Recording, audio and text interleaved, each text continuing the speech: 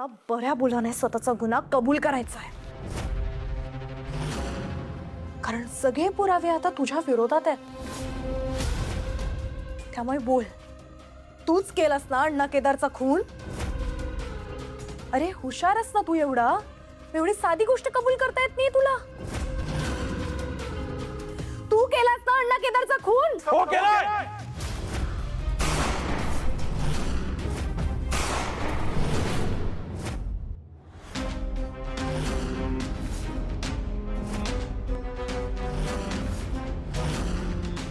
त्या अण्णा केदारचा खून मीच केलाय। आतापर्यंत ज्या ज्या गोष्टी घडल्या ना, त्या सगळ्या गोष्टी घडवणारा करता धरता मीच आहे। काय मिळणार आहे तुला हे सगळं करून? अरे इतक्या वर्षांनी का आलास माझ्या आयुष्यात परत? माझा संसार खूप सुखाचा सुरू होता आणि म्हणून तर तुझ्या सुखी संसाराला सुरुंग लावला मी। तुझा संसार काही झालं तरी उद्ध्वस्त करायचा होता मला, कारण त्या संसारावर माझा अधिकार होता ग।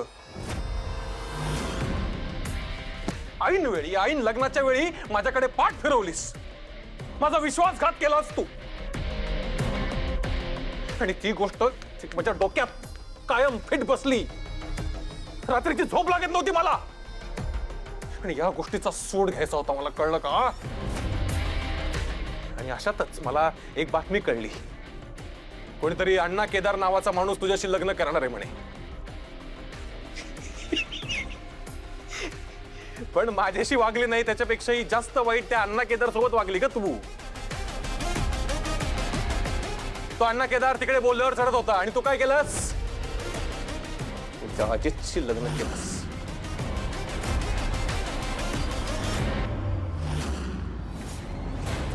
त्याच्या नावाचं मंगळसूत्र घालून गेली निघून।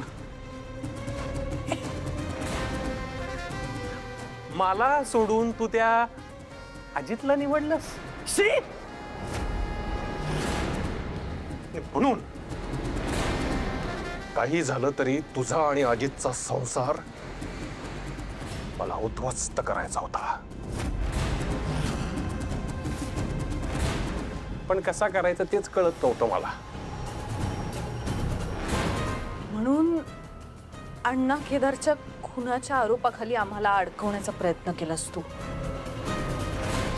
किती नीच माणूस आहेस रे। हे नीच मी नाही,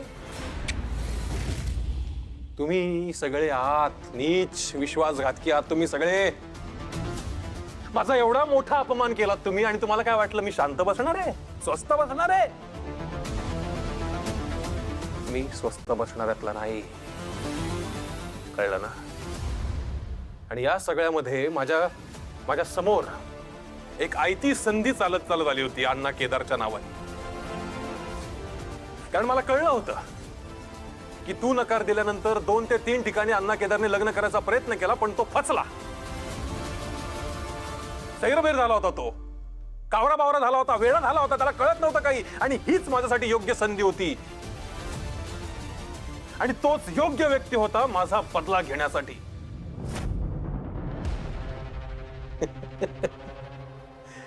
मग मी त्या अण्णा केदारला भेटलो, त्याच्याशी ओळख वाढवली, त्याला हे पटवून दिलं की अरे अण्णा केदार काय करतोयस तू, कळतंय का तुला? ज्या प्रेरणाने तुझा वापर करून घेतला, ज्या प्रेरणाने तुला लाथ मारली, त्या प्रेरणाला तू असाच सहजासहजी सोडून देणार आहेस, माफ करून टाकणार आहेस? अरे का उठ, जागा हो, बदला घे, सूड घे। ही सूड भावना मी त्याच्या मनात रोवली, आणि तोही माझं ऐकायला तयार झाला, तो पण माझ्यात सामील होऊन गेला। त्याला इथे आणणारा सुद्धा मीच। त्याला वारंवार भेटायला गेलो, त्याला एक एक करून सगळ्या गोष्टी शिकवायला लागलो, एक एक करत तुला म्हणजे तुला जाळ्यात कसं अडकवायचं याचं प्रशिक्षण देत गेलो मी. तो अण्णा केदार येडपट, त्याला काहीच कळेना. एक एक गोष्ट बसून शिकवावी लागली मला. खूप दमलो ग मी, खूप दमलो, थकलो पार. एवढं वैताग आला ना मला. इतकी मेहनत घेतली त्या अण्णा केदारसाठी, इतके कष्ट घेतले का तर हे हिला अडकवण्यासाठी. एवढी मेहनत, एवढे कष्ट प्रेरणाला खुश ठेवण्यासाठी, तिचं मन जिंकण्यासाठी केले असतेस ना, तर आज चित्र वेगळं असलं असतं समीर. पण यु नो व्हॉट, तुझी ना लायकी नाहीये, अजिबात कुवत नाहीये तुझी. जे झालं ते योग्यच झालं. हाच माज आणि गुरमी उतरवायची होती मला. मग मी काय केलं, मी या प्रेरणाची बदनामी करायला सुरुवात केली. अण्णा केदारला सांगून मी हिला किडनॅप केला. मला असं वाटलं होतं की सगळा प्लॅन छान वर्क होतोय, फ्रुटफुल होताना दिसतोय. मला असं वाटलं होतं की अण्णा केदारच्या तावडीत ही प्रेरणा आहे, हे ऐकल्यानंतर अजित तिला सोडून देईल, स्वीकारणार नाही. आणि मग मी अण्णा केदारचा काटा अलगदपणे बाजूला करेल आणि मग माझ्या प्रेरणाला स्वीकारेल, तिच्याशी परत लग्न करेल, आमचा छान सुखी संसार चालेल. पण काय एवढा सगळा चांगला प्लॅन केला राव मी, पण तुम्ही सगळ्यांनी मिळून त्याच्यावर पाणी टाकून दिलं. प्रेरणाच्या हातून अण्णा केदारचा खून झाल्यामुळे तिच्यावर आता गुन्हा दाखल होईल, तिला शिक्षा होईल, तिला अटक होईल. या भीतीपोटी त्या वेडपट अजितने काय केलं, पिस्तूल स्वतःच्या हातात घेतली. आणि जशी त्याने ती पिस्तूल स्वतःच्या हातात घेतली, माझा सगळा प्लॅन फेल झाला. आणि त्यात ही शानी, अति शानी तेजा ही होतीच भर टाकायला. मी मारलो अजित आणि तेजाच्या एका स्टेपमुळे माझा सगळा प्लॅन फेल झाला. नाही, आता अजित आणि प्रेरणाला आपण एकमेकांपासून लांब करू शकत नाही हे कळलं होतं मला. आपल्याला काय करायचं. मला तर यांचा संसार उद्ध्वस्त होताना बघण्यातच गंमत वाटणार होते. आणि म्हणून मी माझा दुसरा प्लॅन सुरू केला. कसला प्लॅन? कसला प्लॅन? वकील आहे, वकील. अर्थात रघु.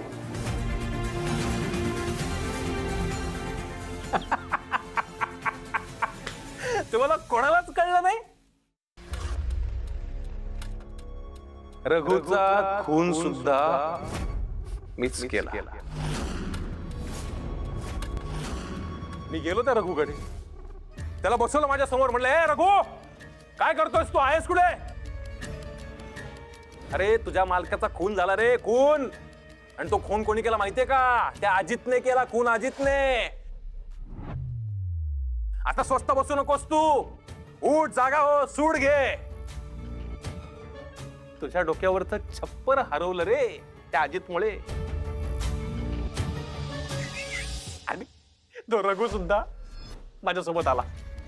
त्या बिचाऱ्याकडून गमती गमतीत मी मला वाटेल तशी, माझ्या मनाला हवी तशी छान सुंदर सुसाईड नोट लिहून घेतली. त्याला पण बिचारायला सगळा खेळ वाटत होता मस्तपैकी. सुसाईड नोट लिहून घेतली, ज्यूस मध्ये त्याच्या विष टाकलं आणि त्याला पाजलं. मला वाटलं वास, आता सगळा प्लॅन सक्सेसफुल झालाय आपला, आता काय टेन्शन नाही. कसलं काय, आता प्रत्येक प्लॅन सक्सेसफुल व्हायच्या आधी वकील ही वल्लरी प्रत्येक वेळेस माझ्या प्रत्येक प्लॅन मध्ये नाक खुपसायला येतेच. ही चम.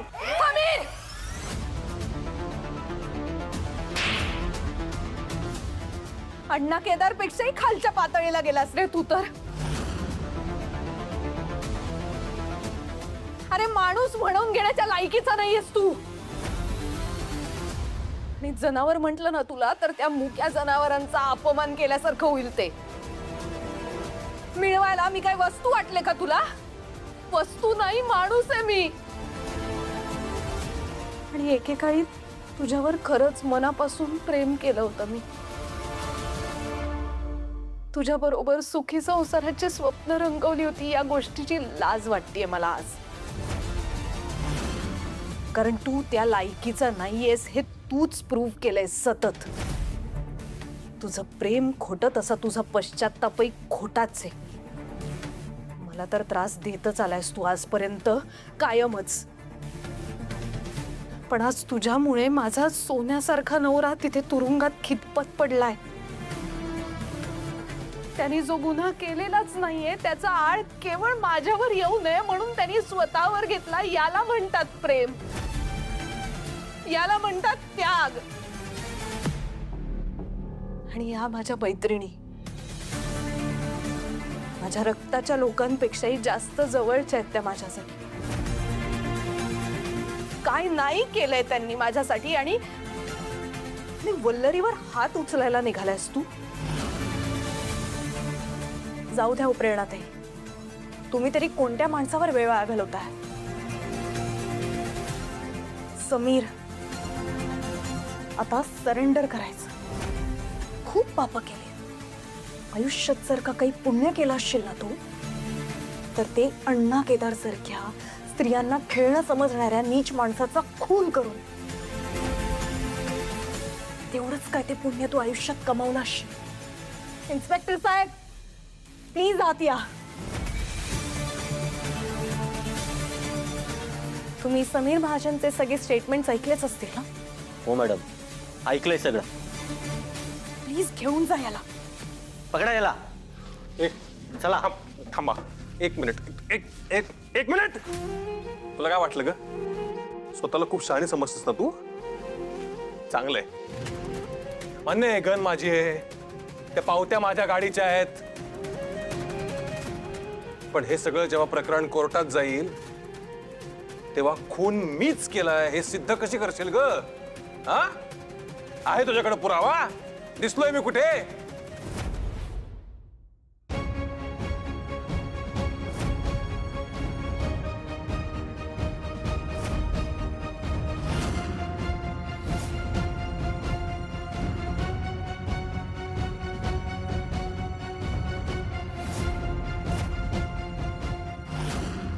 समीर महाजन, मग अशी काय हाक मारलीस मला?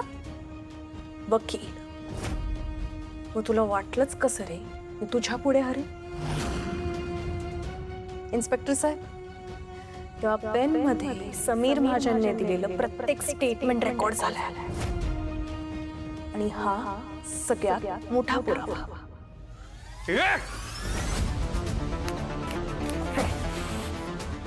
आता आपली भेट डायरेक्ट कोर्टात. सोडणार नाही. चला घेऊन चला. चाल.